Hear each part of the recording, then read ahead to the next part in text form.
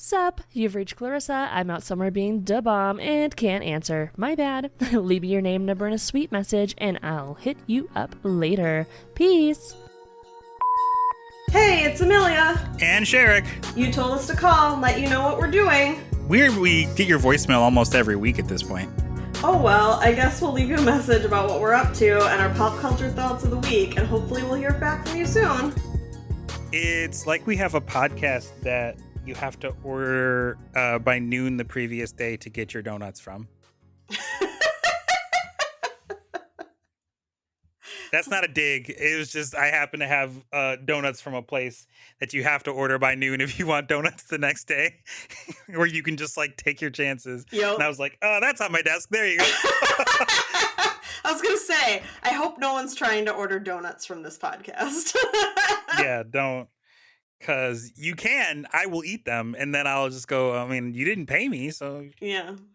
I ate the donuts. Yep. But we're back to either we're back. So specifically for Joe, you've been asking when we were going to record an episode. Here's your answer. Yay!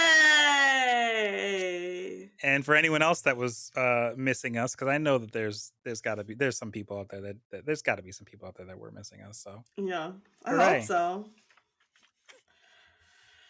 We don't just do this for each other. I'm just kidding. I'm kidding. Oh man. So a quick dirty recap, because it is when we're recording this, it is middle of February of 2025. And the last time that you heard from us, we were talking about, was it Movie Phone or? Oh God, I have no idea. Back in June. I know it was June. It was June. It was like end of. I think it was like middle of June or something. Movie Pass is what it was. It was Movie Pass. Okay. I was like, Movie Phone. Dang. Yeah. So we talked about Movie Pass, and then we both got busy, and we had some stuff that we wanted to take care of, and then Amelia came out here at least once. I think only once in that time, which is also sad. I don't know if it's sad, because again, we were just like crazy busy. You know? Like I did Gen Con, and then I got promoted, and then I basically tried to fit a graveyard tour show into my already promoted work schedule.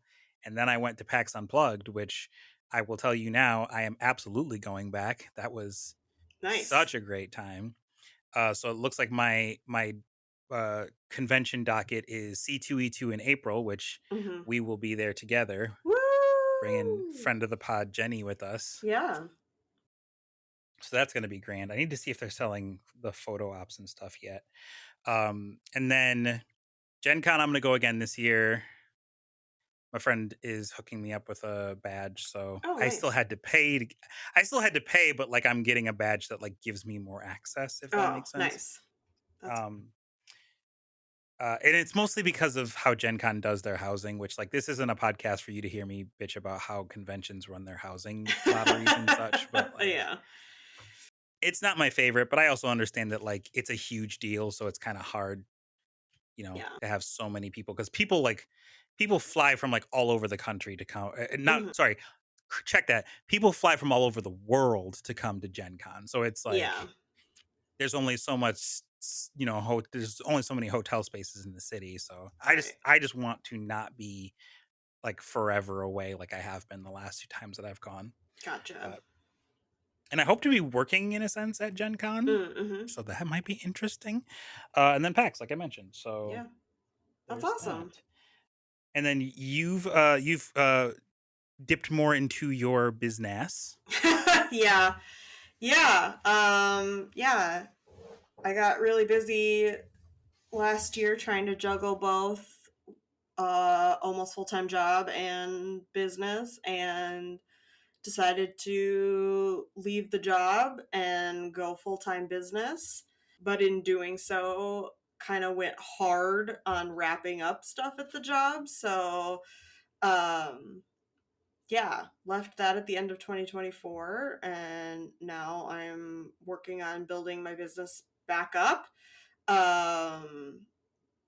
Because I went because I kind of set it aside a little bit to deal with wrapping up my job, it kind of has been a little quieter, but it's also just like not a great time. Nobody wants to clean their house yet. So spring cleaning is coming though. So yeah, so and it's a good chance to just kind of like take a break over the holidays and then just kind of say, okay, how do I want to do this? What do I want to offer? How do I want to run a business full time? So figuring that out.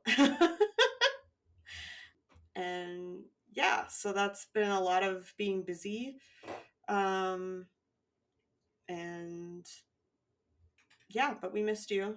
I missed chatting and doing this, and That was me doing that Lexus hair flip, so you couldn't hear it. So yeah, so happy to be back, and that's the recap. Yeah. So we have a bit of a tradition that I guess we're keeping up in a sense here, in that we started with talking about Super Bowl commercials. This year we're gonna change it just a little bit because, like, y'all, so many companies spent money on a Super Bowl ad, even if it didn't necessarily play during the Super Bowl. Mm-hmm. So it's like it's getting a little bit unwieldy, if I'm being honest, Mm-hmm. because it's like it's so hard to basically, at least in my opinion, so other people who love to watch TV probably are just like, whatever, it's like entertainment for however long it is. But I Mm-hmm. saw a couple of like YouTube videos that were like, here are all the Super Bowl commercials, and they were like, it's an hour and 1 minute, and I was like, for me to just take notes Bruh. on every single one of these commercials Yeah. is going to take like 3 hours, man. Like, Right. I don't want to sit down and do that myself. Right. Because, when we started it, it was like there were a decent amount of them, but Right. like, But we could watch like a people are just 20-minute like, video and get the highlights. And yes. and I've like watched the Super Bowl the last couple of years, and by that I mean I've been at somebody's house while it's on and looked up during the commercials from my computer. Mm-hmm. Because I knew like that we would talk about it and stuff. But yeah, this year I just really did not care to watch the game or the commercials or like really engage in that part of capitalism, I guess.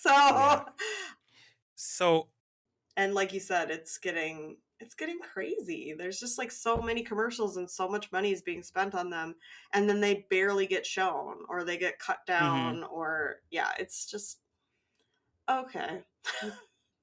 And there were like that is to say, like, there were good ones, like, I'm not going to say that the ones that like all of them were bad or whatever, but I think what I would rather do is like, we're going to talk about some of the Super Bowl commercials because I watched a video on them. And then we're going to do what everyone else is doing, and we're going to give you our thoughts about the halftime show. Yeah. And I'm going to be pretty frank and honest. And I'm not going to say anybody's names, but like it's going to get spicy. That's all I'm going to say. So, I mean, to start off with, we'll start with whatever, what we normally do, and we'll talk about the Super Bowl commercials. So there's a guy, and basically I'm just gonna be telling Amelia about them because like Amelia was just like, I don't want to watch them, and I was like, I'll watch them. That sounds brattier than it was. It was more just like no. Every time I'd think to do it, I'd be like, I would rather be doing something else. And exactly. That's fair. I didn't mean to make it sound like you were just like, I don't wanna. Like, it was like, I'd rather do something else. I guess it was kind of like that, but yeah. Well, yeah. It's time I'll give you bullshit. Anyway. Yeah.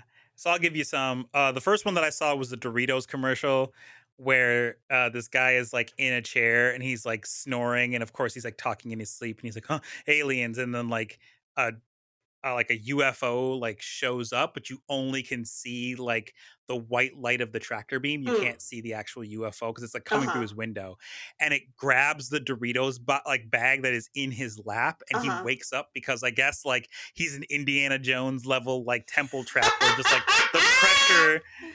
the pressure just made him go, oh, my Doritos. And then he grabs them. And the guy looked a little bit like Pedro Pascal, but then I was like, it's probably not him. And he's like, I'm not giving up my Doritos. And then the tractor beam like narrows. And then it just starts ping-ponging him all over the room. And Mm-hmm. then he gets a hold of the bag in an upright position, and he's like pulling back against this like massive tractor beam, and then he lets go of the bag, whether because it was like he just couldn't hold on anymore, or if he was just like, fine, you want these Doritos so bad, you can have them. And they Mm-hmm. go rocketing and they destroy the spaceship. And then the next shot after they do like the Doritos bold flavor or whatever is him with this like CGI potentially AI alien, and Mm-hmm. he's like, see Doritos, and the alien is like blurg or whatever. And that was the end of the commercial. So it was just like, all right, kind of creative, a little bit funny, but I didn't really like it. I'll tell you, it didn't make me not want to have Doritos. So going from one food product right to another, there was a Pringles commercial where this guy is at a party and he goes to like stick his hand in the Pringles can and it's empty. And he's like, oh man, we're out of Pringles. The little Pringles man on the can goes, just blow in the can. And I was like, what is happening? I don't like this at all. This feels weird. And I thought like maybe like he would put his mouth on the can and it would just like fill up. Mm-hmm. But what happened is so much worse. Oh no. So he blows in the can and it makes this like Viking horn kind of sound, like a horn, Yeah, like yeah, a yeah. cow, like a Yep. this is like a brr, and then all of a sudden you just see Nick Offerman just like sitting on a porch at a cabin that's like miles away, and he goes to put some Pringles in his mouth, and then his mouth, like the corner of his mouth, is this weird thing, and his mustache just comes all the way off, just like clean off his face, and starts flying away like they're a pair of wings. What? Yeah, and then it cuts to James Harden, the big black dude. He has a huge beard, and Okay. his just the mustache section of his like facial hair comes off, and now mustaches the world over are just removing themselves from people's faces, and they're flying like they're a bee swarm.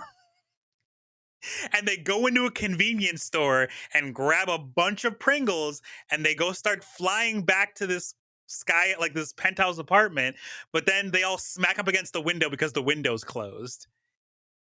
And then he just goes, the guy that like blew in the can is like, I'm just gonna go to the store.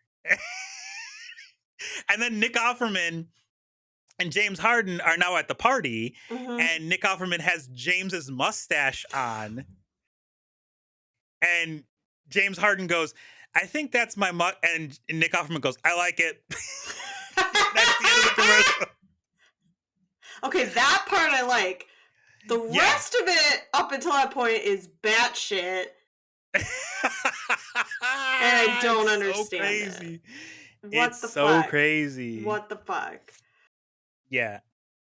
All right. So the next one after that was it was like a breast cancer awareness commercial that was a little bit like potentially salacious at first, Okay. because I don't remember the name. I don't remember the song, but it was like a bunch of women that like had like V-necks or something on, and just like and they were kind of like, the camera was kind of just like looking at them and then panning down Mm-hmm. to like look at their chest. And I was Mhm. like, I don't know what's going on here, but I mean, you are showing a bunch of titties, so I'm not gonna be mad, but like, and then it was I think the last lady said something to the effect of like, let's show them off for good or something like that. And I was Interesting. like, for good. And then it was like breast cancer. And I was like, oh, okay. Yeah. Like, obviously now I make the connection. Gotcha. It just didn't.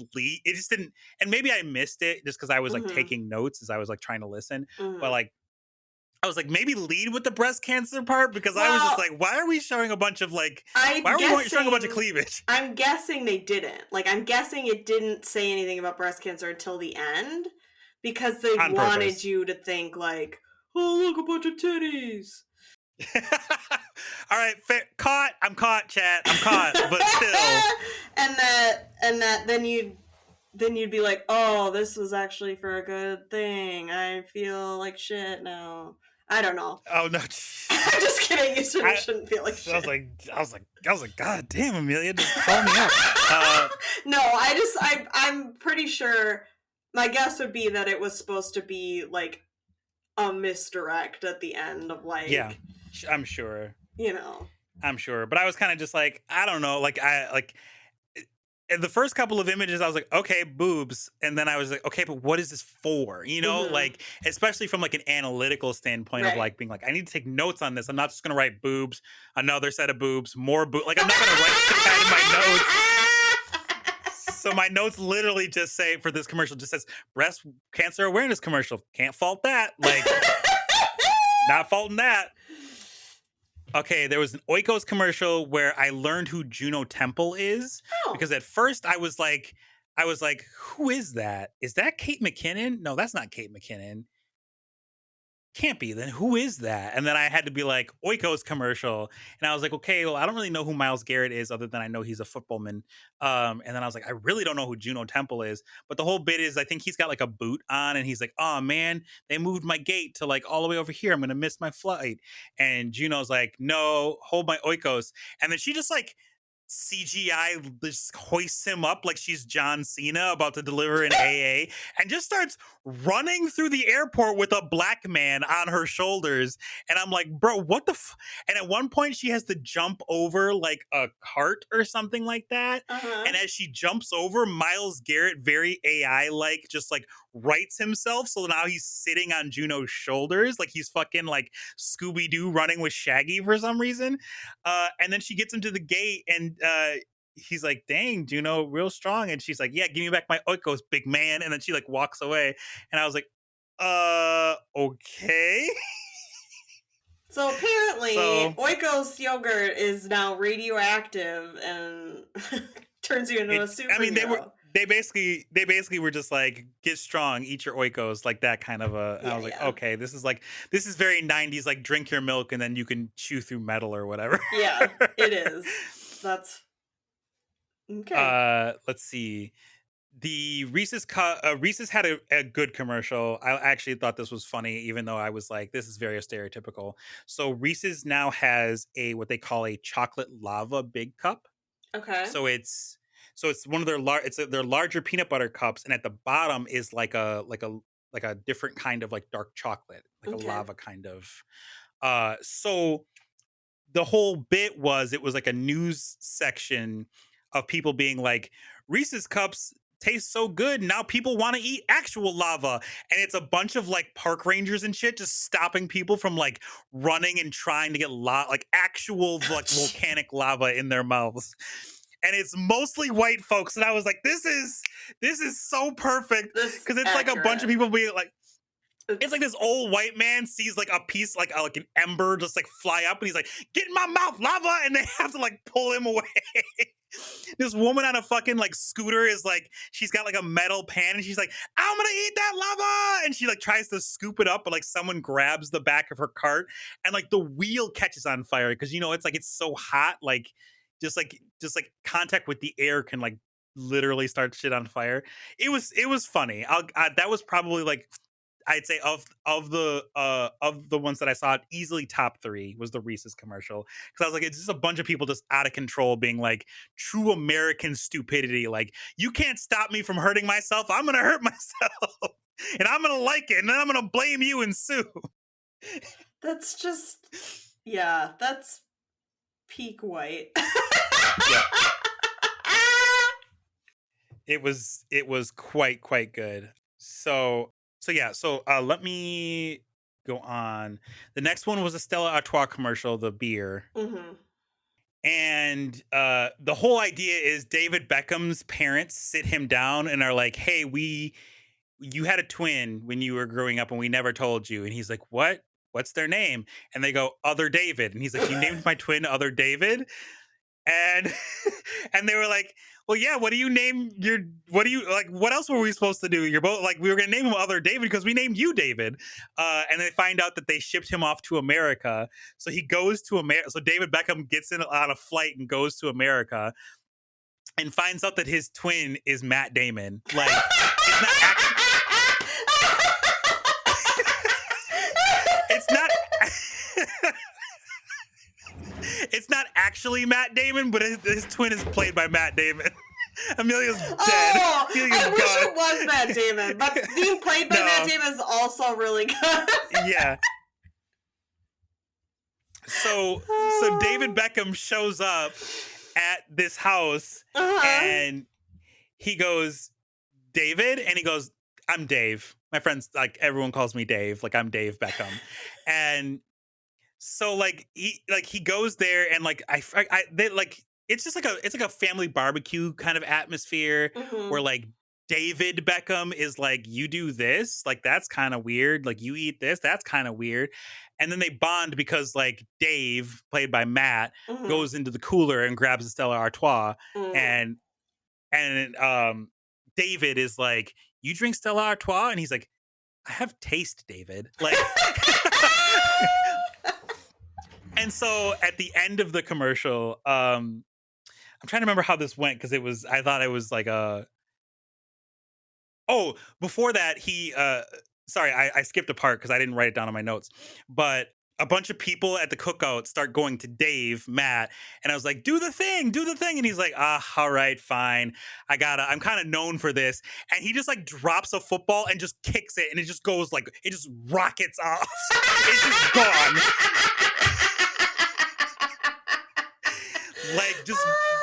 just destroys this football and everyone's like, yeah, and he's like, oh, okay, I get it, because like I'm David and I destroy soccer ball, etc. etc. I love that. Oh my god, that's good. And I'm trying to remember, at the end of the commercial, they're like the two of them are just chilling and Dave says to David, like, so you're famous in England? And he's like, yep, pretty famous. And he goes, are you like Matt Damon famous? And and David Beckham goes, more like Ben Affleck famous. And Matt goes, that's a shame. Oh my god. Yeah. Oh my god, that's so good. This one was my favorite commercial that's any commercial that we've seen. It was so funny. I was just like, at a point, I couldn't take notes because I was just like giggling to myself. It was so funny. And the best part about it I don't know if they did it like this on television, but in the YouTube video, very next commercial, Dunkin' Donuts commercial with Ben Affleck. Yes! I like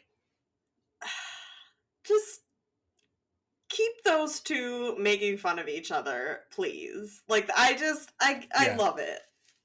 I live for it.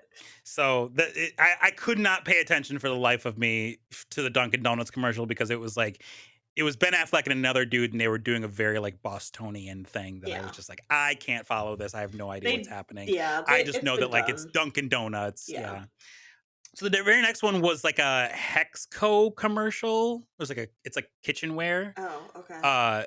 And I didn't even write down the name because I was just like, first thing I saw was Gordon Ramsay. So Gordon Ramsay is being taken into the Area 51 test kitchen, and basically is like, we needed to get you because like aliens are real, and you'll have use of all of these this technology that we've basically gotten. And the idea basically is them saying like, all of our cookware from this particular company, it was like Hexco or something like that, is so advanced and it's so good because we literally made it out of an old alien spaceship. Like the metal is like for that or whatever. And so he's like, so he gets in there and he's like, wait, this pan, this blah blah brand pan, I have this at home. And they're like, yeah. And then that's when they explain like the whole like, that's why our stuff is so good, is because we've reverse engineered alien technology to make our pan so good or whatever. And they're like, all right, well, you need to make this excellent dinner for this alien ambassador. And Gordon goes, "Is that it?" And it's like this like CGI slash AI alien, Mm-hmm. and the agent is like, "No, he is." And it pans over, and it's Pete Davidson, just Yes. like normal in a regular like shirt and like long sleeve shirt with a t-shirt underneath it, Pete Uh-huh. Davidson. Uh-huh. And Gordon goes, "Pete Davidson, you're an alien?" And Pete Davidson goes, "Yeah, all famous people are aliens." And he goes, and Gordon goes, "I'm not an alien." And he, and then I think Pete says something to the effect of like, well, super famous people. And then the alien next to Pete Davidson like says something and they translate it to, "Who is this guy?" Like they don't know who Gordon Ramsay is. Okay, And I was like, like up damn, until the dunked on. point where Pete Davidson showed up, I was like, okay, whatever, who cares? And Yeah. then that's amazing. That's amazing. I love it. So yeah, that one I thought was pretty good. It was pretty good, but I was just like, I was coming off the Stella Artois commercial. I was like, Yeah. nothing's gonna beat that so far. Yeah.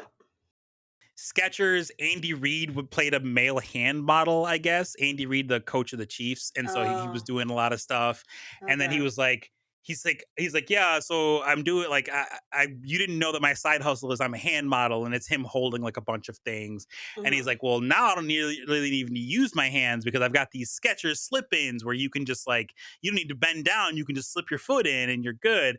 And then I'm trying to remember what it was, if someone was trying to open something or get him to like hold something.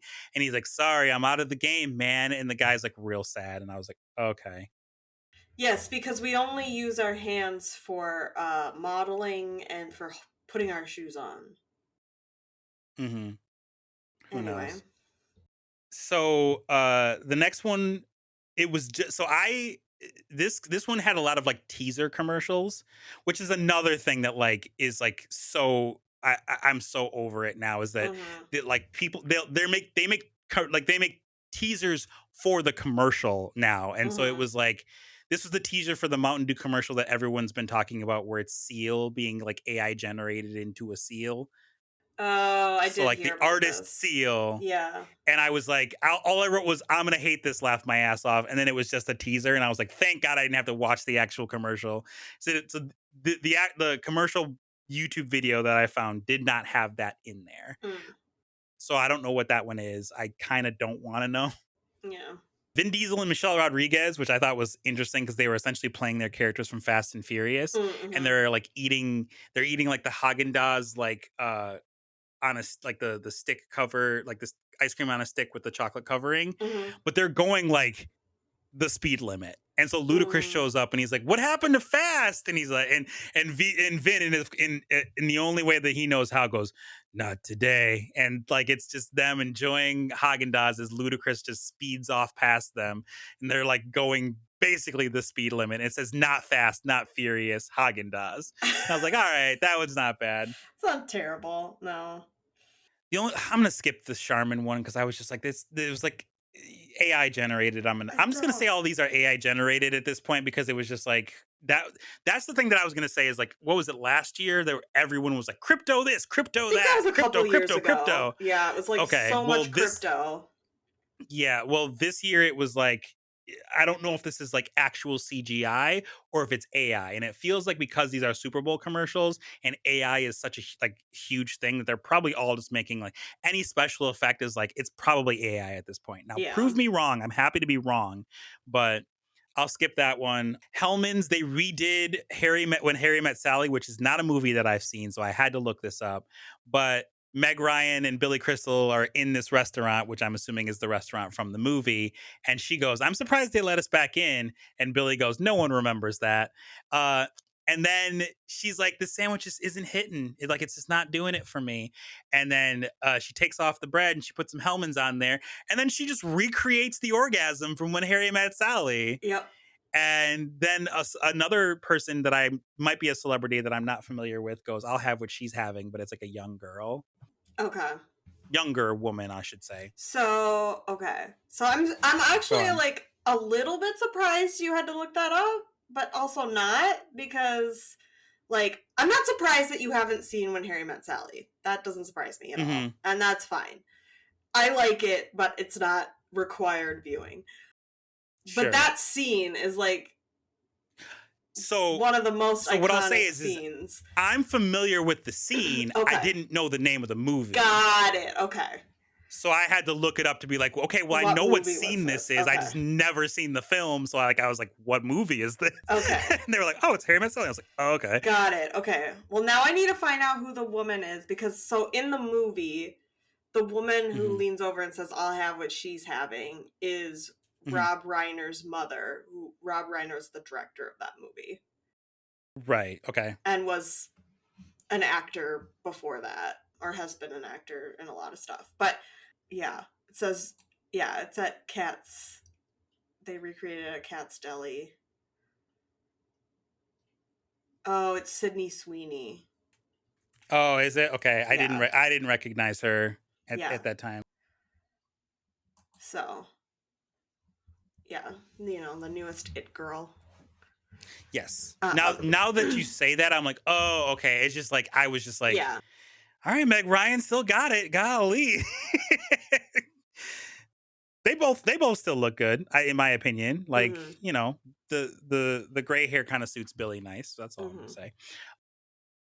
I'm gonna skip that one. Little Caesars, Eugene Levy. I mean, it was a preview for the commercial. He was in it, and he got to stand there, and they basically were just like, "This is a face you recognize," and he's just like, you know, like pleasantly surprised that he's being complimented. And then they go, "We're gonna change this face forever," and he goes, "Wait, what? What?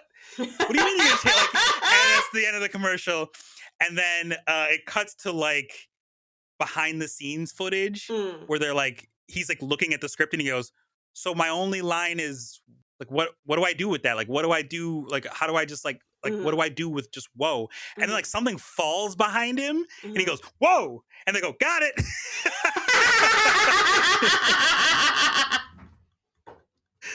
My notes were changing his face forever, ?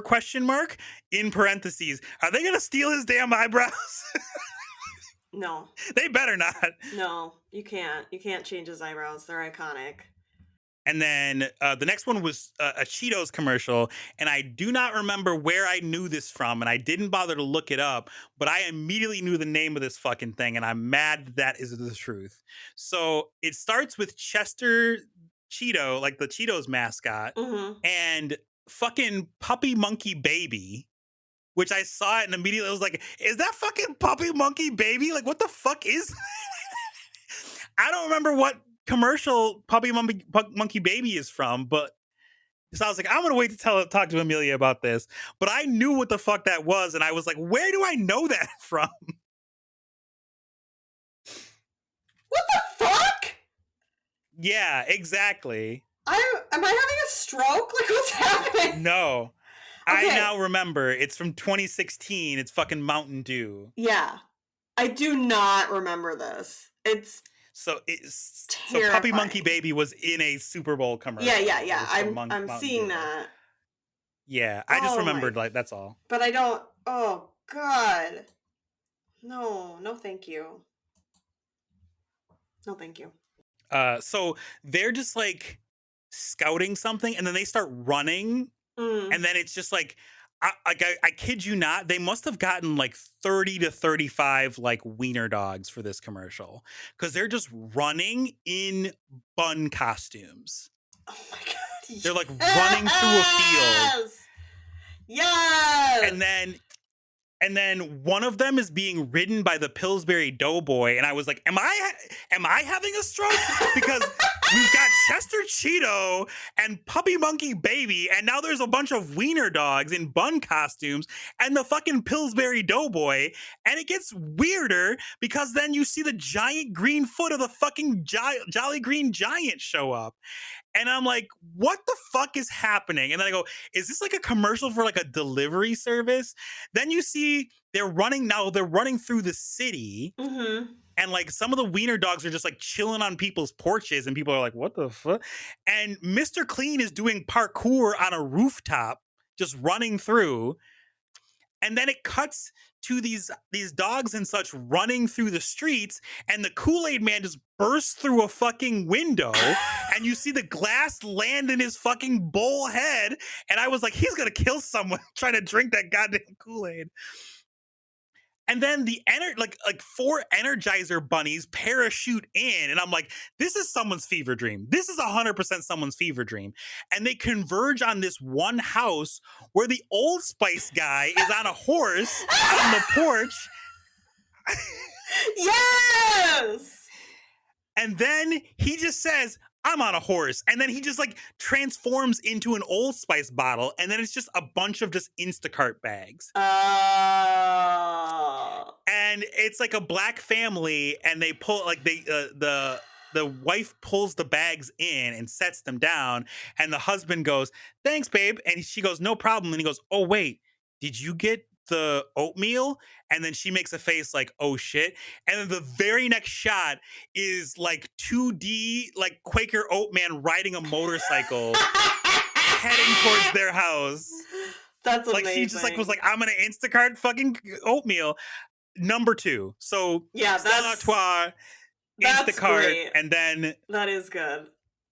And then the Reese's commercial. I was just like, oh my God. Okay.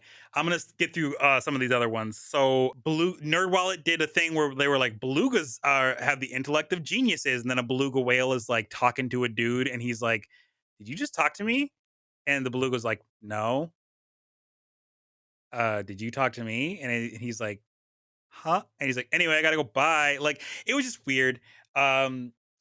There was a crypto commercial for some company called Fetch, and they were like, we're giving away a bunch of money. And I was just like, I was very proud of myself for the Bosch commercial because I saw a guy who was very clearly supposed to be like Macho Man Randy Savage, despite the fact that he died like over 10 years ago. Mm-hmm. And then I was like, is that Antonio Banderas? And then I was like, that is Antonio Banderas. Nice. And then I said, what the fuck, why? And then I like, as I was doing the research to find out, like, apparently some people were upset they did like a parody of Randy Savage, which I was like, I could see how. MSC Cruises did a bunch of commercials with Orlando Bloom, which I barely recognized him, and Drew Barrymore. It was just like, he's about to go down a shark slide, but he wants to do it the right way. And then like a separate one where like he's eating a banana and Drew Barrymore like calls him out for the way that he says it. So he says banana very American. He's like, banana. And then Drew is like playing the piano and she's singing very poorly. Dan Levy showed up in a Homes.com commercial where he didn't realize that he was in a Homes.com commercial. And then they're like, he's like, what do you mean we can't say this? It's not an ad. And the guy goes, we're in an ad right now. And then the woman that is with him in those commercials just like yells, and then that's the end. I think that's Heidi Gardner. It might be. I did not recognize her. Yeah, she's from SNL. Okay, so Doja Cat was photobombing people in a Taco Bell commercial. Okay. So the whole bit was that like they had like a camera like archway set up at the end of the drive-through to be like, we didn't want any famous people in our Super Bowl ad, so you could be in our Super Bowl ad. So the idea was is you would order from Taco Bell, and then you would, after you got through the drive-through, you would take a photo, and that photo would be like in the Super Bowl ad. Yeah. But then Doja Cat was just photobombing people. So they're like, who is that? Is that Doja Cat? And then the drive-through person is like, Doja Cat, get out of our commercial. And she's like, I'm gonna be in this commercial. And then they start like arguing back and forth. And she's like, Miss Cat, we told you, we don't want you in the commercial. And she's like, I'm gonna be in it. And she's like, you gotta go. And she's like, no, yes. Miss Doja Cat, get out of here. And she's like, all right, fine. And she like hides in the bushes. Oh my God, that's good.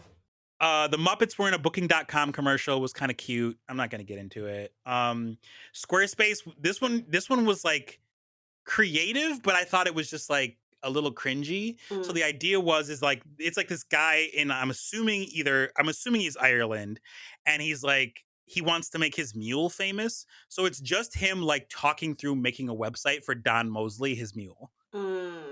And occasionally they were like, you know what would be funny? You know what would be a real humdinger?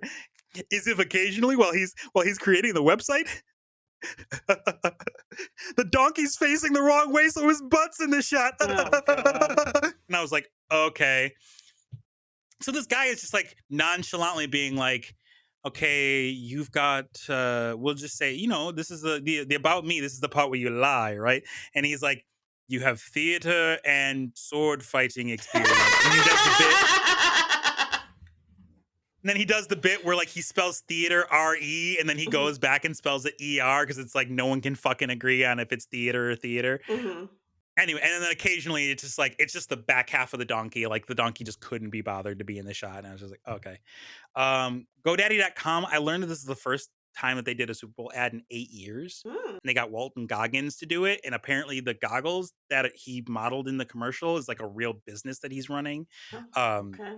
Is like they're called Goggins Goggles or something like that. Okay. I had to look up who Walton Goggins is because I was like, I don't watch a whole lot. The Budweiser commercial was cute. So it was like this like Clydesdale pony that really badly wanted to go with the rest of the Clydesdales, and they were like still a bit too young there. And as the carriage pulls away and it's got a bunch of kegs on it, one of the kegs falls off, and like it does like a zoom in on the horse's face to be like he's like determined or whatever, but it can't express itself, so it's literally just a pony just staring at the camera. And then it gets out of the pen and it just starts like rolling this single keg by itself, and it ends up catching up with where the keg delivery is being left off. And it like rolls the keg in, and it like lands at the guy's feet who told it was too young. And then he just gives it like a you kind of like little scamp kind of like. Okay. So that is a wrap up on the commercials, and that I suppose we could have done that. But now we're going to talk about the halftime show, and I'm going to shut up for a little bit because Amelia has just watched it, so I want to get her thoughts in first. So, yeah, I just watched it. I had been meaning to watch it all week and just kept forgetting. And so it was like, oh, okay, let's watch it for this. And this is where, like,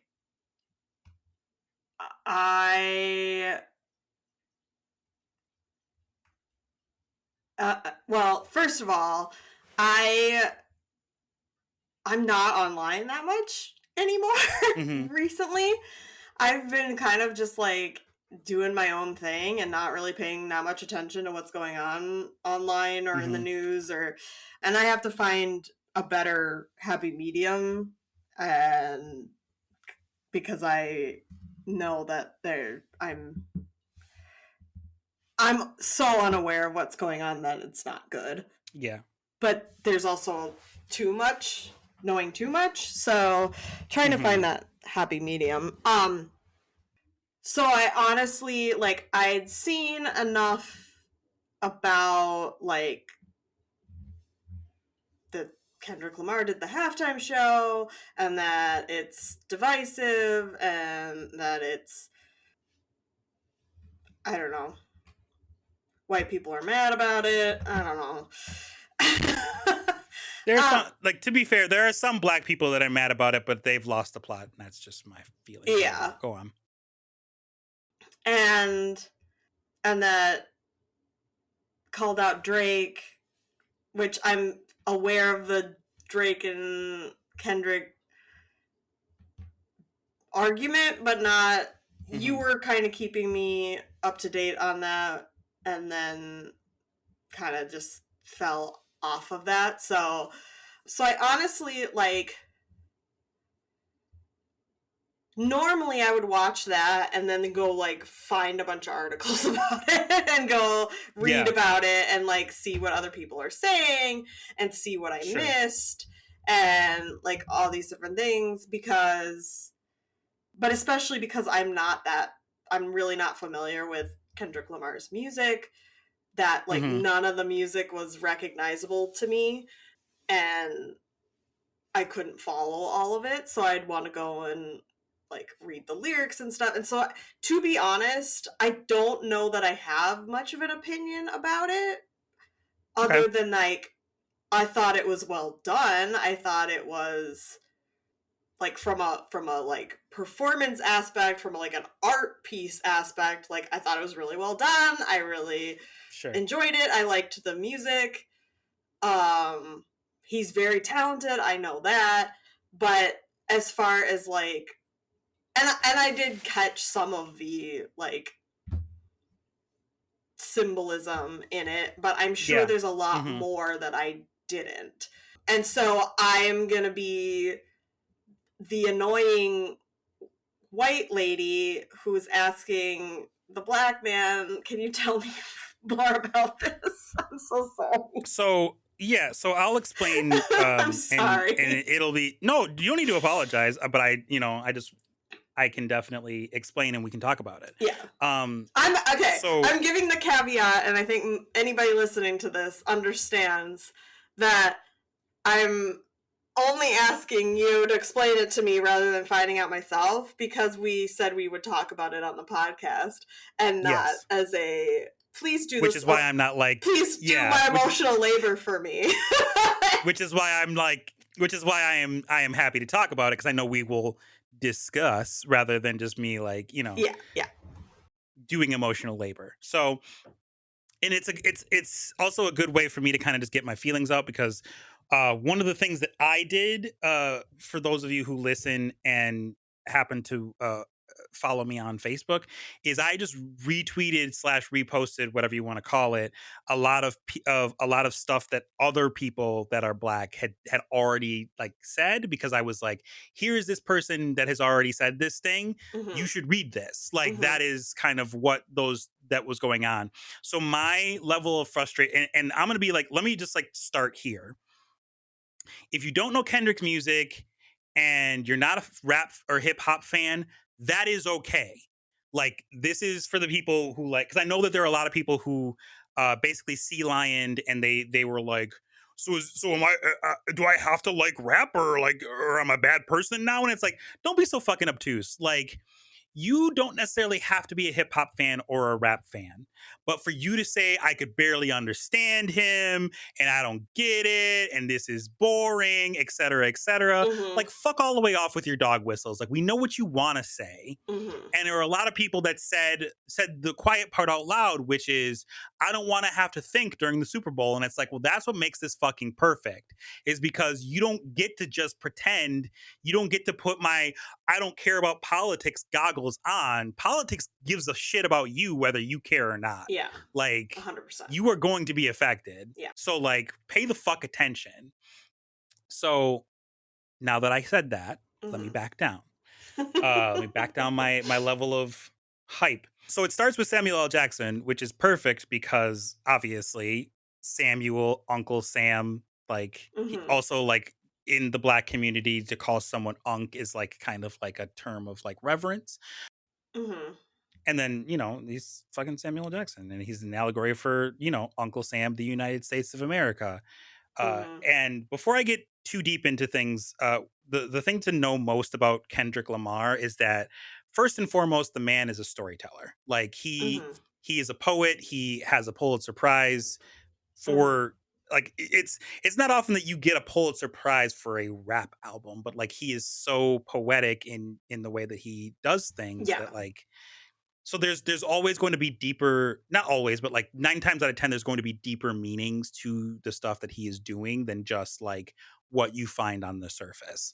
Right. So and I'm not saying this isn't like a shot at you or anything like that, but when a lot of people were out there saying like, why is he taking time to air out the Drake beef during this? Didn't he win? It's like, you have to look deeper than the Drake beef. Like, there's a reason that he's playing Not Like Us at the Super Bowl, and it doesn't necessarily have to do with Drake. Like, let's think here. But anyway, it starts off with Uncle Sam, who is basically being America. And then you get like a quick little, before that, you get a quick little look at the stage, which like one is a square, one is a triangle, one is like an X, and one is a circle, which those are the buttons on a PlayStation controller. Okay. I thought it was a game. Yeah. Basically it is a game. And Uncle Sam, Samuel L. Jackson, does talk about the great American game, which like on the surface level you think is football. but he's not talking about football. He's talking about black people entertaining white folks. And then a lot of the music that came off of this was from his newest album, GNX, which like he just like stealth dropped like around the time towards the end of the Drake beef. He wasn't like GNX comes out blah blah time. It was just like people were just like, wait a second, did Kendrick Lamar just drop an album? Like what? Okay. Like he just dropped it. Like it was just like he just like he was leaving the store and just like fell out of his pocket and he was like, like they can have this. Okay. So the first song that he plays is actually like basically a snippet from a song that he has not released, and he's standing on the vehicle's called a GNX, which is the name of the album.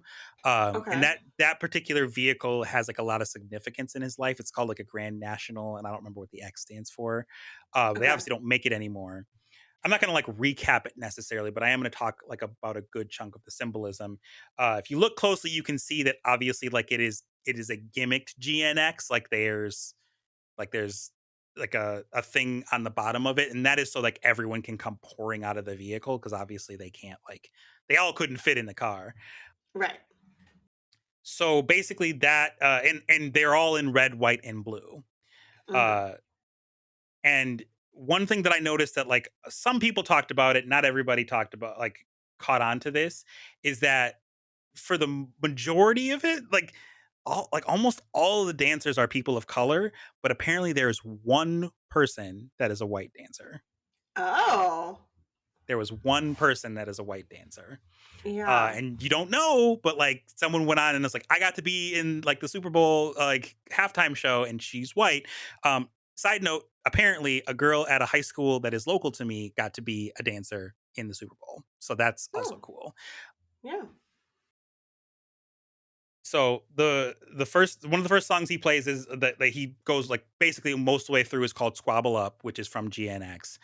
He's also wearing a chain that has a lowercase a on it, and some people thought it was like A minor, but it's actually, or at least from what a lot of people are also saying, it is actually the A off of the logo that he has for his record label, which is called PG Lang.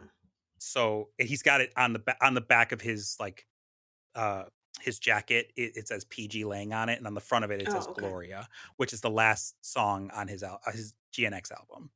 Okay.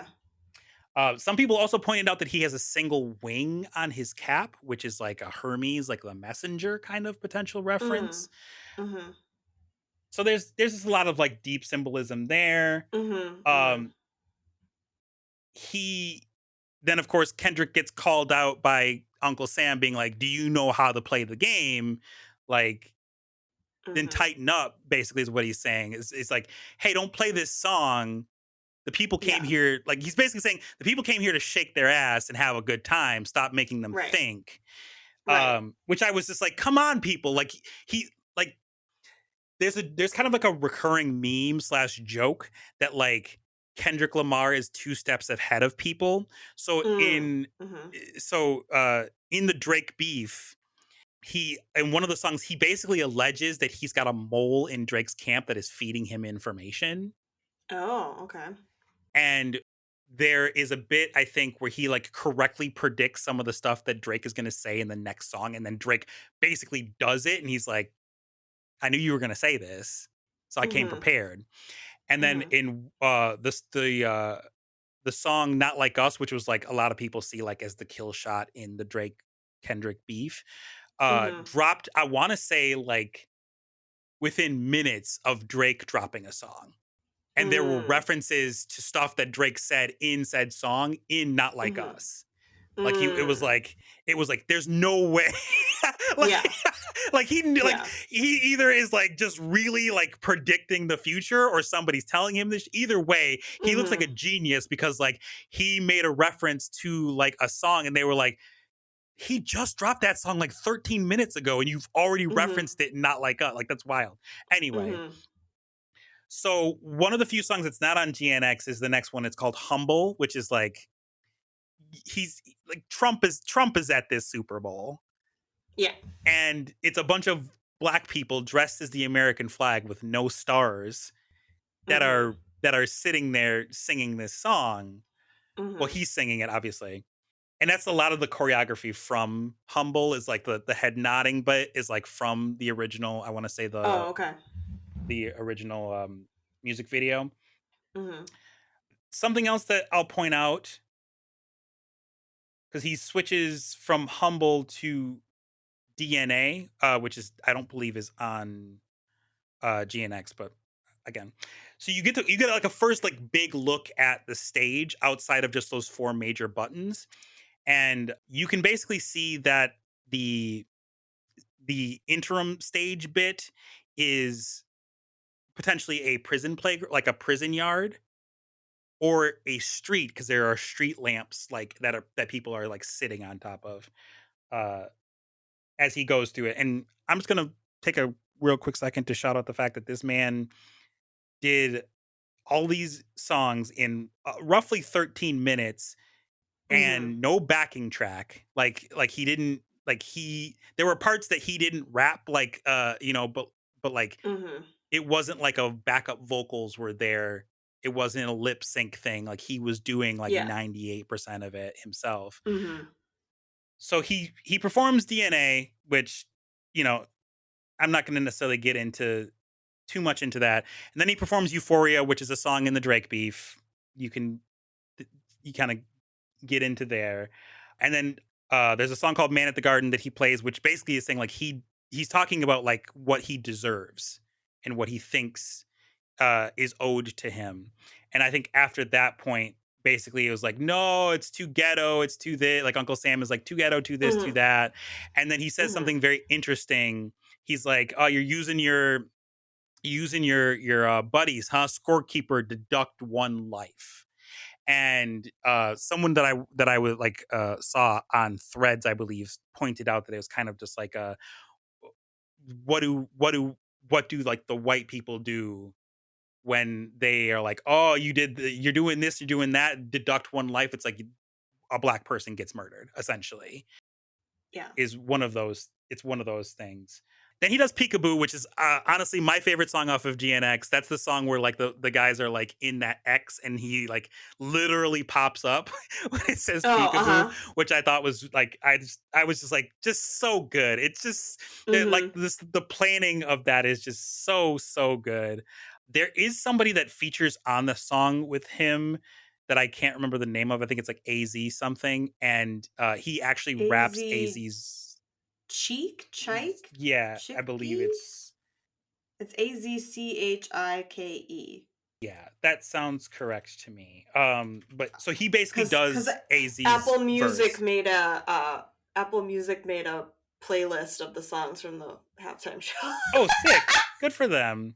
Good for Well, because them. it's Apple Music presented by Right. Apple Music. Yeah. But they didn't have to do So that, but like yeah, I get so why. there's a playlist specifically just for the song. So that was Mhm. helpful too. I like went and saw it and I was like, oh, okay, this is Right. nice. This is helpful. Yeah. Totally makes sense. Oh, that's SZA. Okay. Mhm. God, I sound like the worst middle-aged Nah. white lady, which I guess Nah. I am. But anyway. But just know that like he does rap AZ's verse, which like AZ Okay. there's video that exists on the internet of AZ watching the Super Bowl halftime show at home with his family, and when Peekaboo comes Oh. on, they get hype, and then Mm-hmm. Kendrick starts rapping his verse, and then they lose it because they're just like Kendrick obviously could have picked his own verses to do during the Yeah. song. Like he gets to modify these songs however he'd like, and he Right. like still fit that in there. So that's obviously very nice. Yeah. I promise I won't get too. I'm getting into that mode where I just like walk you through the whole thing. But after that, you get the first reference to Not Like Us. Okay. And he basically says like, I want to make a move, I want to perform their favorite song, but they like to sue. And that is because Drake is suing the label that I believe both technically Kendrick and Drake are under for defamation. He's basically saying like they falsely inflated the numbers for Not Like Us to make Drake look bad. And it's like, why would they do that? You're one of their biggest earners on the label. Why would they? That doesn't make any Yeah. fucking sense. Yeah. And it's just one of those things where it's like people were like, okay, well, Drake lost this, and then he went ahead and he sued, and it's like, oh, he's really he's crashing out, he's crashing out. Um, so that's the first reference to it. Uh, and then Uncle Sam is basically it's like you done lost your damn mind, and that's when we Mhm. get like some of the music that like you get like Luther, which is it's a song that basically like it's the first one that SZA is on, Mhm. and it obviously samples from a Luther Vandross song. And then you get All the Stars, which is from the Black Panther film, the first one. Mhm. And he's like, "Oh, see, this is like, oh, this is what the people want. They want like the Mhm. nice, calm music. Like we're like, we don't want to think too hard. We don't want to fight. Like we were not trying to protest here." Mhm. And then he plays Not Like Mhm. Us. And a lot of people, like obviously Not Like Us has a lot to do with Drake. Mhm. But during this beef, Kendrick kind of takes a second to call out not just Drake, but other people that are kind of in the industry that like basically not only are like PDF files, as I will say, just to keep this somewhat friendly for the algorithm, but also are culture vultures. And like that's the big thing that Mhm. like Kendrick focuses Mhm. on is like he, especially in Not Like Us, he basically calls them out and says like, here are all these rappers that you went and surrounded yourself with so that you could like fit in better in the hip hop community, and you started taking Mhm. pieces of their like you took the way that this person uses their lingo, and you use like this person for their street cred and this and that. So it's kind of Mhm. just like a call out in general. Mhm. And having Serena around, so both SZA and Serena are exes of Drake. You can say what you Oh, want about okay. that. uh SZA obviously features on his music, so like it could just be he was like, I want to do this and I'm going to bring SZA in. I don't think it's that deep personally, but some people could say that it is. But with Serena specifically, Serena got dinged pretty heavily in the media when she crip walked like at Wimbledon forever ago. And so it was Mhm. kind of like all right, well, I'm gonna put her on a national stage and have her crip walk. What the fuck are you gonna do then? And Serena went, I think she said something in a behind the scenes special and was like, that was the best 10 seconds, or she posted it online. She's like, that was the best 10 seconds of my life. Like getting to crip Mhm. walk at the Super Bowl. Now, Mhm. is again, Serena did date Drake. Now the thing to note with that is that Drake is unmarried. He does have several kids. Good for him. Serena is married to a very nice, quote unquote, a very nice man from Brooklyn, as I understand. And Drake has referenced Serena several times in his music, Mm. and she has not responded whatsoever. Mhm. And other people like fucking Jason Whitlock, who is like this, he's a terrible coon. Like he just like shucks and jives for white people to the extreme. He's just like a sportscaster. Basically, like said something really nasty about Serena, and Alexis, her husband, was basically just like, "Listen, I get it. You don't really have much going for you, and you have to be a part of this like hate machine because that's the only way that you get attention. But like, work on yourself, and maybe you'll be happy someday. Like, good luck, man. Uh-huh. Like basically just like Yeah. called him a piece of shit for being like this person who like, and other people who just like get paid to just have shitty opinions on the internet, or on television or whatever. Basically calling that kind of behavior out. Mhm. And then really, I can't really, I, uh, I can't say anything for most of TV off other than the fact that like it's a bit of a meme because Kendrick yells mustard, which is the name of the Oh. DJ. So Oh, okay. the name of the DJ that not the DJ, sorry, the producer that made the beats for Not Like Us and TV Off is DJ Mustard. Um, so he yells mustard, but the other thing about that is that like he says way back at the beginning that the revolution will be televised. You pick the right time, but the wrong guy, which you could say is basically saying like you pick the right time for a revolution, the wrong guy being Trump, or you could say like the wrong guy, like the wrong one to play with in Kendrick. Like it could go either Mhm. way. Um, Mhm. and basically saying that like turn the TV off because it's like turn the TV off, get out there, do something, and then you get Mhm. game over in the crowd. Yeah, I There saw is that.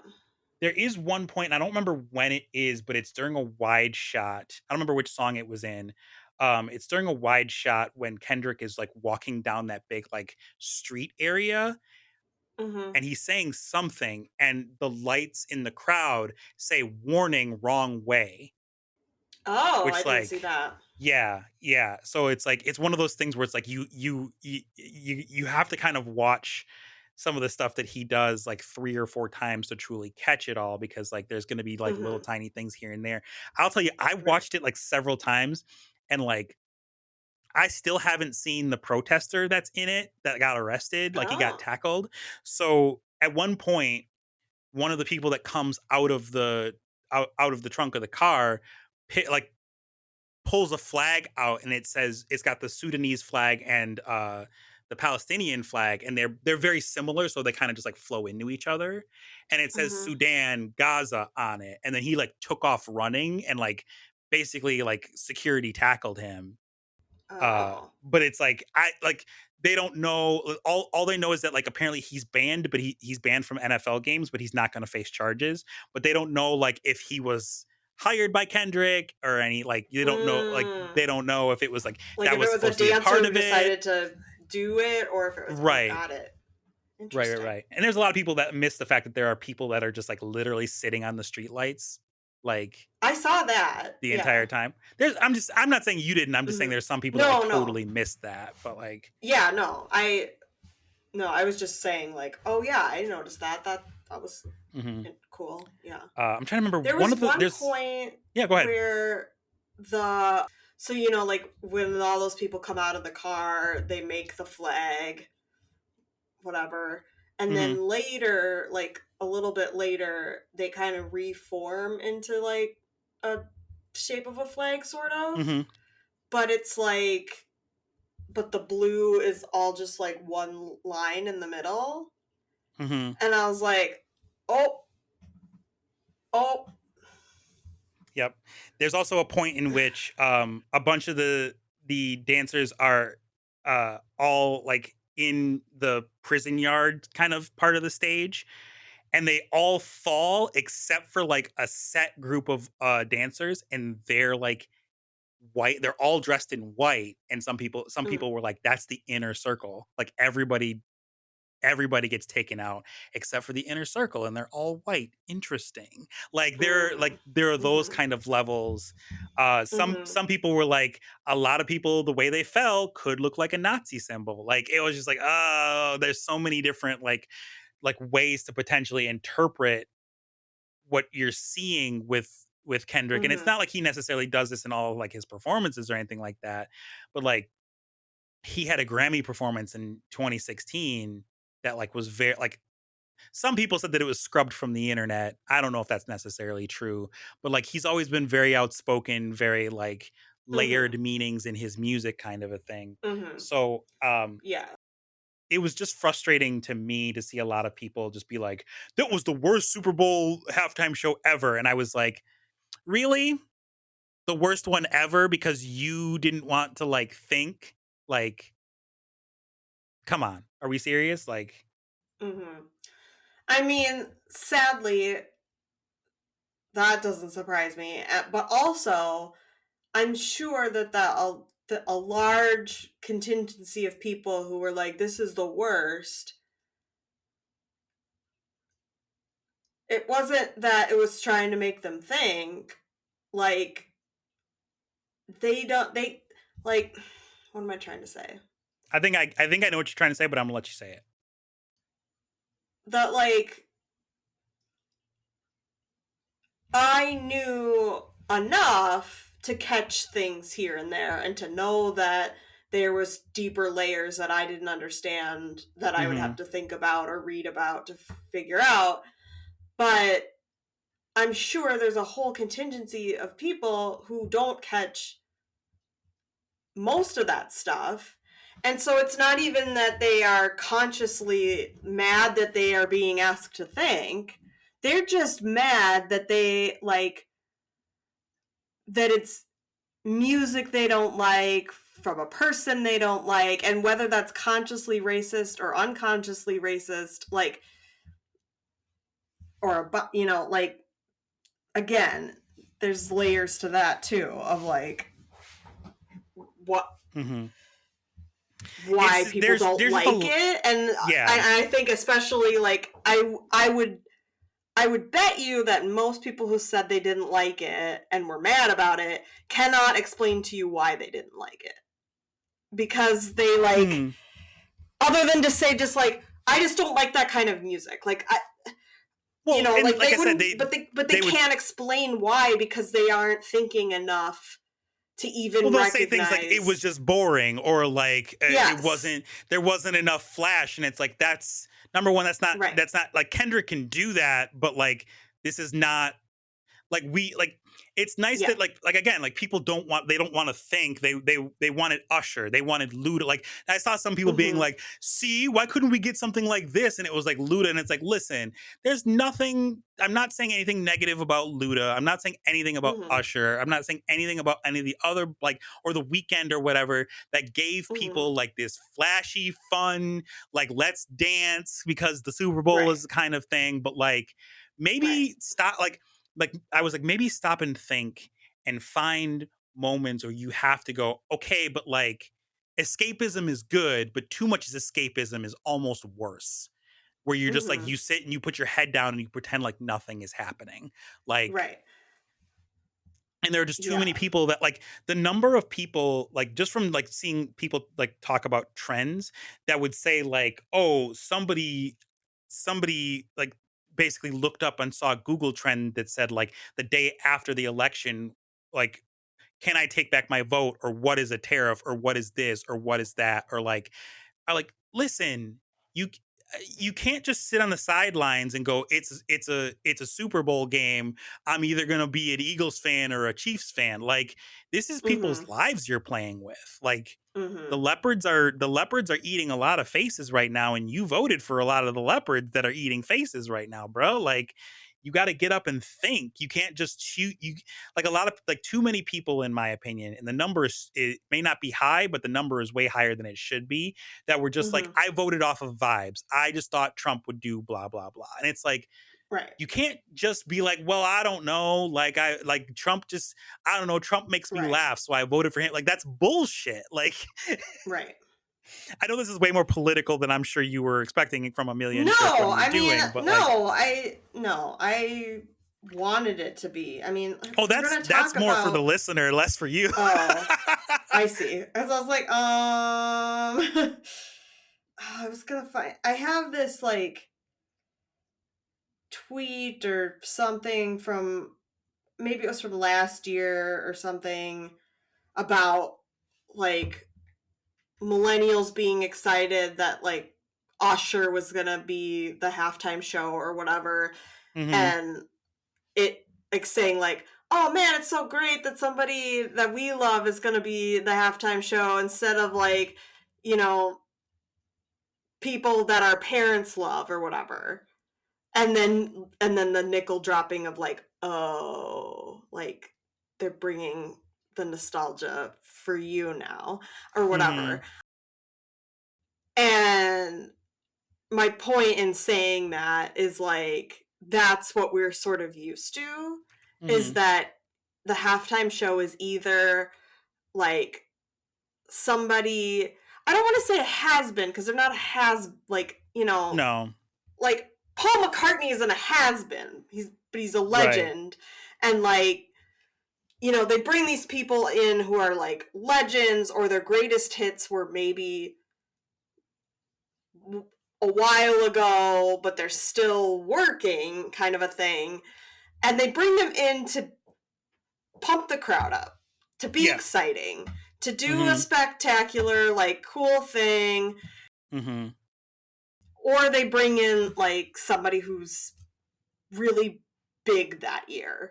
Yes. Like, those are the two things they usually do. And Kendrick has been big this last year, but not in that sort of typical way of like why you would get on the Super Bowl. So I have to say I commend them for even like inviting him to do it, I guess. And that for him to take that opportunity to say like, I mean, as you said, and as I know a little bit of like his work is very cerebral. It is very political. It is very poetic. It is very layered and full of meaning and symbol. And so it makes sense for him to do performances that way.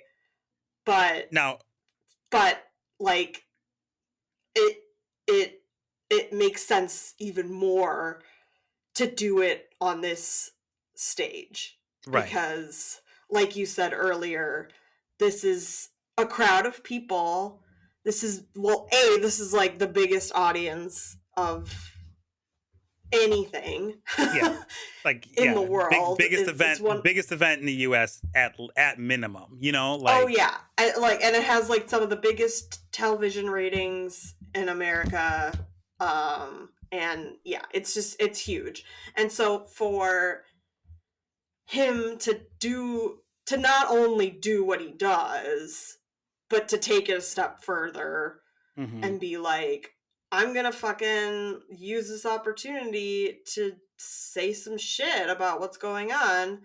And I'm like, if you don't like it, like, I don't care. And maybe it wasn't as obvious as that, but I would definitely say that, like, using red, white, and blue thematically throughout it, and using Uncle Sam, and it's so interesting that it's so interesting that Samuel L. Jackson, because, like, everything you said, yes, like, Sam, Uncle Sam, but Samuel L. Jackson is this, like, interesting person, actor, that, like, sort of rides this interesting line, because like I feel like he doesn't, I don't know how to say this. I feel like he doesn't shy away from being black, and he's obviously black, but, like, you know, some of the more stereotypical things, or like whatever, but he also, I think, is still somewhat digestible for the white people, if that makes sense. Yeah, and one thing that I do want to throw in is that, like, he did play a character in Django Unchained that was an Uncle Tom. Okay. For one. And for two, like, I'm fairly certain this is accurate, but, like, Samuel L. Jackson was like a pallbearer at MLK Jr.'s funeral. So it's like he has some history. There are some people that thought that he was a member of the Black Panthers. That's not true. He confirmed that that's not true. But, like, there is this idea generally with a lot of people that are like either black and want to pretend that, like, they're one of the good ones, as I'll put it, or they're white people, that, like, slavery was so fucking long ago. And it's like Ruby Bridges, like, the first student to integrate a school, is 70 years old. She has an Instagram account. Like, it was not that fucking long ago. Like, you know, like, and these are the same people who, like, look at, like, you know, the 1980s and think it was 10 years ago, though. So, like, you know, so it's a lot of people that, like, think that way and don't realize that, like, some of these people that, like, went through these kinds of things are still alive today. Like, I saw a video of Anthony Mackie talking about he was on a press junket for his movie that just came out. For us, it was yesterday. For you, it'll be like a week ago. Listeners, it'll be a week ago, where he was talking about, he said his father had to drop out of school to help his grandfather pick cotton, and I'm Captain America. Like, and people were like, that's not true. He's 150 years old, he's lying. It's like, sharecropping is a thing. You gotta fucking pay attention in schools, bro. Like, again, in the halftime show, Kendrick says 40 acres and a mule. I caught that. Yeah. And the number of people that, like, went, I don't know what 40 acres and a mule means, let me go look it up, was way too high. Like, I'm not saying I'm an expert on it, but, like, I'm familiar with, like, the various promises that America has, like, given and like, reneged on. But so, that is something that, like, 100% we were taught in history class. And there's a lot of shit that we were not taught in history class. And I can't speak for every person in the country and what they learned in history class, but Right. I feel like the amount at which we learned about that era Mm-hmm. is, there's just not much of an excuse to And I not mean, know that. it's getting worse and worse because there's the huge, like, there's going to be there's the huge, like, like Linda McMahon, who has no business being the head of educator, much less being a head of the Small Business Administration, which is what she was last time. Is talking about how they're going to stop teaching Black history in schools. It's like so many people are going to stop learning about things and stop using critical thinking, and they're just going to vote on how they feel or and how someone tells that's them. already happened. Right. That's already happened. Right. That's We've already said been as happening. much. Yeah. And so it's very interesting that we chose to do this because it's like, on one hand, it's like all of these Super Bowl commercials are dumb, fun entertainment. And then you get a halftime show that is like intellectually robust. And it's like, I don't remember who brought it up, but someone was talking about how like, especially in America, but like just in general, a lot of people want fast, empty calories. Essentially, they want, like, and this is nothing against it, if you enjoy it, you enjoy it. They want like the McDonald's of entertainment. Like, they can just get it, they don't have to think about it, they don't have to do anything, and it'll entertain them, and they don't have to like turn their brain on. But at a certain point, you got to turn your brain on. Like, there's a reason why like woke, it was chosen by the Black community as to say like, we are intellectually engaged, you are awake, you are around. And there are way too many people that prefer sleeping to that. And that's like, I get it. Escapism is cool and it's necessary, it's self-care, but you can't throw it away and say, well, I'm only going to do self-care. Like, you have to do some work. And a lot of people don't want to sit in this feeling of uncomfortableness because like uncomfortableness is also beneficial. It's where some of the best growth can happen if you allow yourself to be uncomfortable. But so many people were just like, oh, I just wanted to, it was the worst because it was boring and I didn't get it. And it's like, okay, but if you didn't get it, you know what fucking exists? Google or DuckDuckGo or Bing, or like, look it the fuck up. That's why there were so many people on Threads and Blue Sky and even on Twitter to a lesser extent that were like literally doing the labor in lieu, basically by way of like giving their opinions on what they saw. It's like, okay, well, if you don't understand it, why don't you want to seek understanding? That's what fucks me up. Is like, number one, you can't say that this man who won a Pulitzer Prize and swept the fucking his Grammy categories, he has 20 something odd Grammys now, like is irrelevant and boring and like was a bad choice for the Super Bowl. Just say you don't like Black people and you didn't want to think about like people getting deported, and you didn't want to think about like women losing their rights to vote. Like, just say you don't care about politics and that you just want to like shake your ass. Like, just say that. Don't hide behind, oh, it was boring, and oh, I think it was the worst halftime show, the music was crap. Like, fuck off with that. Just say you're a bigot and go. Like, that's how I feel. Like, you're allowed to not like rap, but like, right. And I 100% agree with you. The one thing that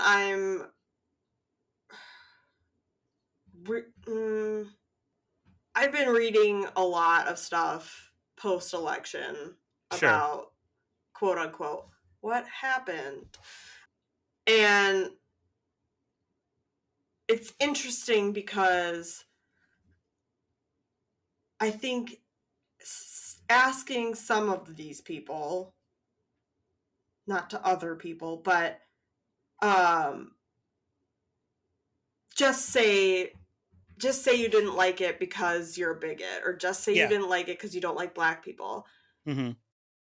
I don't even think that they cognitively understand that that's what they are. To an extent, yeah. I can definitely, yeah. Like, and this is not a blanket statement on everybody who said they didn't like this or whatever. And there are definitely people that are fucking racist and say they're fucking racist. Mm-hmm. I'm not saying that at all. I just think that like there's a contingency of people that have so little critical thinking skills Mm-hmm. that they aren't even really that aware of what it is that they are upset about. Yeah, 100%. And so they're It just is. upset. And It's. that It's. doesn't make it better or Mm-hmm. anything. It just makes everything more To complicated to of like me, how do you address it's the things, people how do that you change. it's the people that go to Chat GPT to form an argument. It's those kind of people because they don't want to do the work and think about like there's a thing that there's a tenet that I hold generally, uh and it's not going to make a lot of sense when I say it, but just stick with me on this. um I hold, like, I don't care about being right, I care about being correct. And what I mean by that is I don't care about like if I have a belief, I don't care about that belief being like so rock solid that it is the correct thing. I care about learning what is the correct thing, Mm-hmm. if that makes sense. So like Yeah, if I I think yeah. so it's like Yeah, I don't you don't care. need to be right no matter what you say. Right. You want to be on the quote unquote right side or the right. To You an want to extent, know. yeah. You want to know the correct. Like, I don't I'll want put to it say this way. I don't opinion, but I don't yeah. I don't give a shit if my way of making pancakes is the correct way. If there's a better way to learn how to do it, I want to know what that is. there we Like go. There we go. like that's what that is. Like That's a if I'm great way of saying it. if Yeah. someone's like, "Hey, you make pancakes wrong," I'm not going to be like, "What do you mean I make pancakes wrong? What the fuck is up with the way that I make pancakes?" I'm going to go, "Okay, how is the correct way? Let's Mm-hmm. learn. Teach Mm-hmm. me." Because if there's a See, better way yeah. to do it, I want to know what Right. that is. Right. So like And if I hold an opinion saying like, "Oh, this person always does this," and someone goes, "No, they don't. They don't always do that. Here's evidence." Like, I'm not going to be like, "Well, I said that and that's what I believe and I'm right." Like, no. yeah. If you show me evidence to the contrary of something, then fucking great. I learned something new. Now that's my new Right. belief. Like, Right. not necessarily, it's not like House of Cards, like, like it's flimsy, but like Right. if you come at Yeah, me and I have a belief, this whole idea that like changing your mind is like flip-flopping or whatever, and it's like, yes, no, it's I learned new information and it changed yes. how I thought about this. And you know who struggles the fuck with that is people, like people that are MAGA. MAGAs fucking can't get it. And I learned this because in trigger warning, because I'm about to mention Neil Gaiman, but like apparently the woman who put out the info about Neil Gaiman was like, haha, now all of these liberals are gonna be like falling over themselves defending Neil Gaiman. And she was like thrown when everybody was like, no, fuck him. He's awful. Fuck him. Get him the fuck out of here. Because she thought like many conservatives do, they just like, or I'll say many They MAGA people do, that they they just double like down. they double Yeah. down, they triple down, they will fall backwards with their feet in the sand before They they will will ever concede an inch. yeah, they will justify anything. Yes. So like Um even Trump explain doing the away anything. yeah, Yeah. like the eating the dogs and the cats thing, they'll explain it away. And it's like, it's interesting that all these people that he was talking about just magically disappeared after the election. Like, I guess they weren't that big of a deal, or the eggs thing, or, any of that. But like, Mhm. again, that's getting too deep into it. The point is with the Kendrick thing, like, I think, and you can call me a glazer or whatever you want to call me. I think that was honestly the best Super Bowl halftime show I've ever seen. Me personally.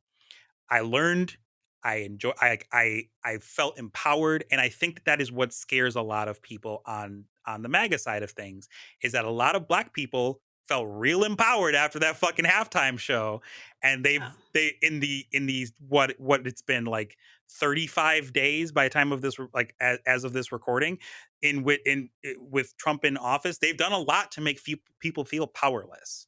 They've done a fuck ton of a lot. And so it felt a little bit like a lot of that progress of them trying so hard to make people feel powerless got erased, at least temporarily, from people being like, this fucking halftime show made me want to run through a wall. Like, like, so again, at the end of the day, if you don't like Kendrick's music, that's okay.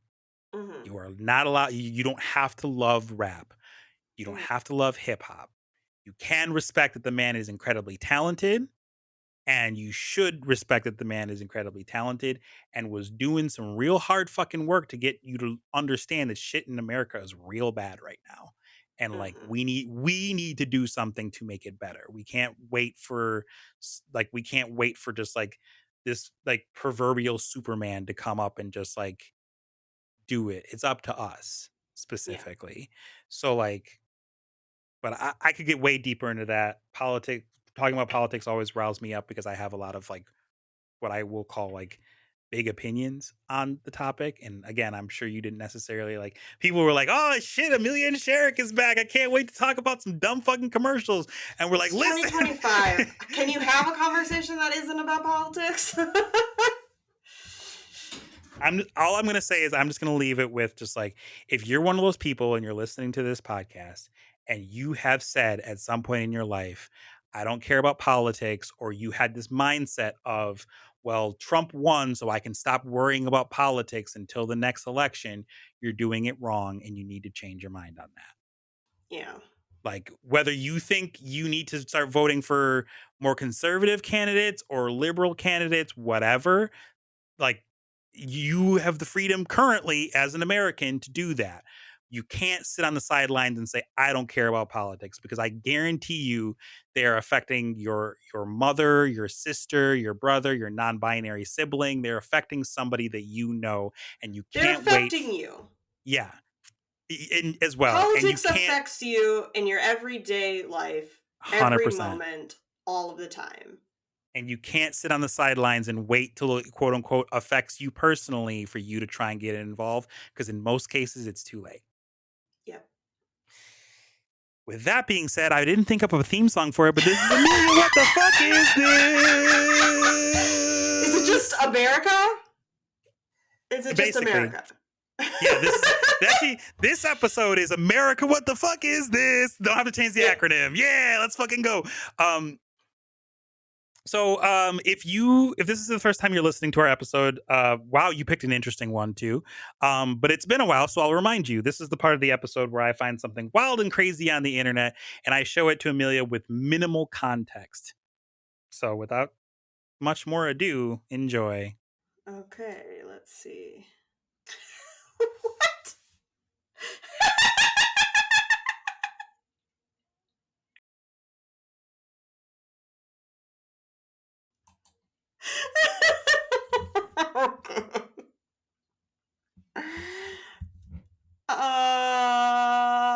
I think I've seen this, or I've seen this person dance before, because the dancing probably sent you felt really familiar, but I didn't remember the music. The music didn't feel familiar, but I don't know, whatever.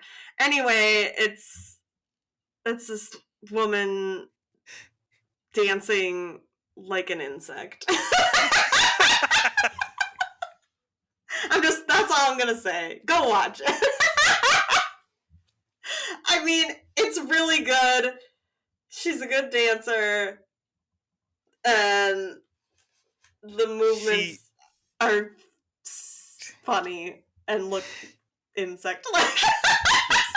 So full and 100% credit to Madam Zay, aka Zaina Bear, over on Instagram. I'm pretty sure I have sent you something else that she has done, and okay. I had to rack my brain and go, what did I send to Amelia so I do not include it in this off-it? Because I will be so mad at myself if you go, oh, I saw this, you sent this to me, and I go, golly, I can't believe I've done that to myself. What a fool I am.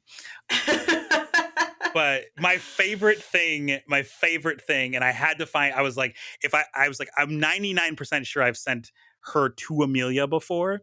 So I have to find a different one where she does this dance move. And it's the one that she does like with like 4-ish seconds left in the video. And some people call it the praying mantis, when she like puts her arms like this and does like a quick little side move with her legs splayed out. And that pops me every single time. It is so It's goddamn so funny to me. Yeah. It is But really funny. she's incredibly talented and she's incredibly funny, and I highly recommend you check her out. Love So that. I'll just say that. And I was like, this is a touch vulgar. I was like, Amelia can handle it. It'll be fine. But why isn't this bug spray working? They're just vibing off the keys. Oh boy. All Just right. like, Well. oh, sorry. There's a video that she does where she like it's not at all funny, and I almost sent it to you, where she does this like challenge where she's like, don't spill the wine challenge, and she like does this really complicated like bend, and then she like goes all the way down into like the splits, and the wine like barely moves. So the control that this woman has over her muscles is just so incredibly good. Yeah. So that's awesome. All right. So hey, Amelia, where can people find you if they want to find you? They can find me at Shake Meets World or at Fuck the Perfect Life on Instagram. That's pretty much the only place I am these days. I did get a Blue Sky account, but I haven't really used it at all. So yeah, I have conflicting feelings about social media right now. Checks. Honestly, me too. Particularly as a solo business owner. Heard that, Chief. Heard that, Chief. So, yeah, trying to figure that out. But yeah, you can definitely find me on Instagram. And yeah, where can they find you? You can find me at ablacksparrow.com on Blue Sky, which I think is very unique because I was like, oh, I saw some other people doing it. I was like, oh, I didn't realize you could do that. And then I looked it up and it's like, it's stupid simple. So I was like, oh, okay. So like you own Fuck the Perfect Life, like as a handle. You could definitely just like put that as like your handle on B Sky. So I own at ablacksparrow.com on B Sky. And then I thought, I was like, oh, easy. But then I was like, wait a second. Let me search at ablacksparrow.bsky.social. And that got cleared. So like nobody owned it. So I was like, oh, let me get that real quick. So that way people don't get confused looking for me on Blue Sky. So that's kind of like the drawback of that. Not to like make this into like a little mini topic, is that I grabbed at ablacksparrow.bsky.social and basically said like, hey, if you're looking for this, I'm over here. Like, and like it basically just says like, go to at ablacksparrow.com. Don't go like I'm not here. So just to cover myself. But otherwise, if you type in beacons, like the thing like a beacon, but plural, .ai/ablacksparrow, that's all my links. So you can find me that way. But I tend to be on Blue Sky the most. I'm very excited for whenever the Blue Sky version of Instagram and TikTok get launched because people are working on that. Yeah. But for now, Blue Sky is where you can find me the most. Cool. So yeah, so that I think I'm sorry if we talked too long. Yeah, we probably hit the limit on your voicemail. I mean, it's been a while. We had a lot to say, okay? Yeah, we had a lot to say, so just deal with it. And I guess we'll tell you next week about how this person came up and was like, did you fart or was that a ghost running out of your booty hole? Bye!